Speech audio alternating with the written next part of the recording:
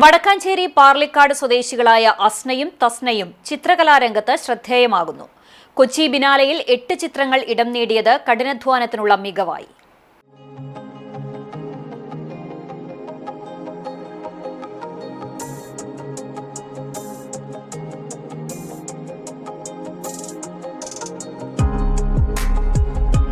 മലയാളി കലാകാരന്മാരുടെ സൃഷ്ടികൾക്കുള്ള പ്രത്യേക പ്രദർശനത്തിൽ ഇടം വിഭാഗത്തിലാണ് ഇരുവരുടെയും 8 ചിത്രങ്ങൾ ഉള്ളത്.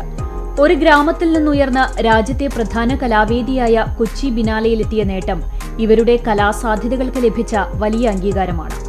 വടക്കാഞ്ചേരി പാർലിക്കാട് മുലയ്ക്കപ്പറമ്പിൽ അലി ഷെമീജ ദമ്പതികളുടെ 3 മക്കളിൽ ഇരട്ടകളായ ഇവർക്ക് ചിത്രകലയോടുള്ള അടുപ്പം ഉപ്പയിൽ നിന്നാണ് ലഭിച്ചത്.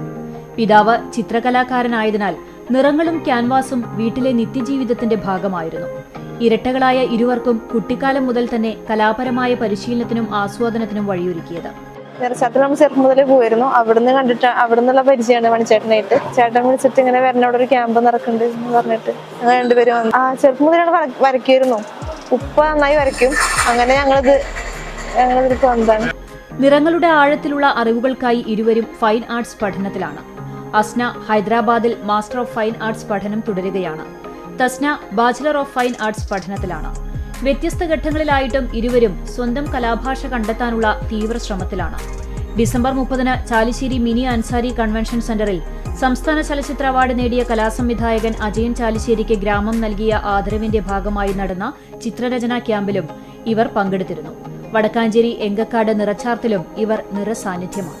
നമ്മളിപ്പോ കൊച്ചി ബിനാലിൽ ഇടാൻ പറഞ്ഞ ഷോയ്ക്ക് വർക്ക് വെച്ചിട്ടുണ്ട്. പിന്നെ അതുപോലെ നമ്മുടെ നിറച്ചാർത്ത് ഒടിലുണ്ണികൃഷ്ണൻ സ്മാരക വായനശാലയിൽ ഇപ്പൊ ഒരു നീട്ടൻ ഫെസ്റ്റ് 10ാമത്തെ വർഷമാണ്. നിറച്ചാർത്തിന്റെ 10ാമത്തെ വാർഷികത്തില് ക്യാമ്പിൽ ഒരാളുണ്ട്.